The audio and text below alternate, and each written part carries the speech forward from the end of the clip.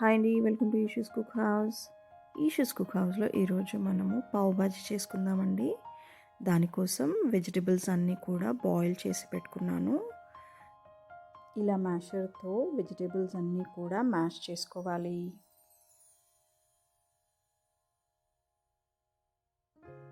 ఇందులోకి కొద్దిగా పసుపు వేసుకోవాలి. అలాగే నేను 2 రకాల కారపొడులు యూస్ చేశానండి. ఒకటి కాశ్మీరీ కారపొడి, ఒకటి నార్మల్ది కారపొడి అండి, మనం ఇంట్లో వాడుకునేది. రుచికి సరిపడా ఉప్పు వేసుకొని దీనంతా మంచిగా కలుపుకోవాలి.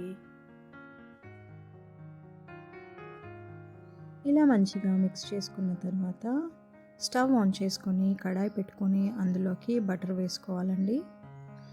ఈ బటర్ కాస్త మెల్ట్ అయ్యాక ఇందులోకి చిన్నగా కట్ చేసుకున్న ఉల్లిపాయలు వేసుకోవాలి. ఉల్లిపాయల్ని మంచిగా బటర్లో వేయించుకోవాలి.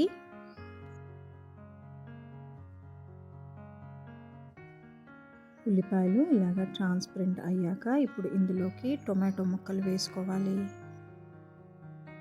మీకు వీడియో కనుక నచ్చినట్టయితే లైక్ చేయండి, ఇంకా బాగా నచ్చితే షేర్ చేయండి.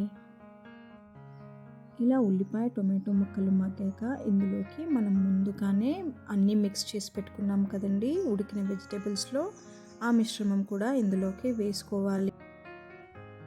ఇప్పుడు కావలసినన్ని నీళ్ళు కూడా పోసుకోవాలి. ఇలా స్మాషర్తో చేయడానికి నాకు టైం ఎక్కువ పడుతుండే అండి, అందుకని నేను దీన్ని మిక్సీ పట్టేశాను. ఇలా దీన్ని మంచిగా ఉడికించుకోవాలి. ఇప్పుడు ఇందులోకి కొద్దిగా గరం మసాలా వేసుకోవాలి. అలాగే పావ్ బాజీ మసాలా కూడా వేసుకోవాలి.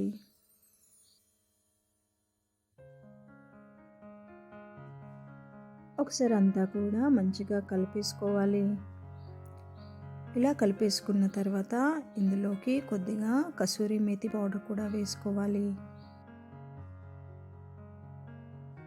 అలాగే మరి కాస్త బటర్ కూడా వేసుకోవాలి.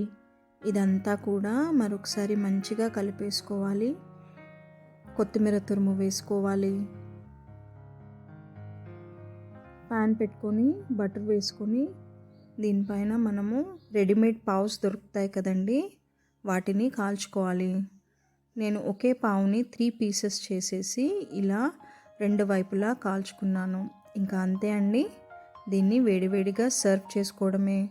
Tasty tasty street style pav bhaji ready అయిపోయిందండి. మీరు ట్రై చేసి ఎలా ఉందో నాకు చెప్పండి. మీ ఫీడ్బ్యాక్ కోసం నేను కామెంట్ సెక్షన్లో వెయిట్ చేస్తూ ఉంటాను. Thanks for watching Eeshu's cook house. Bye.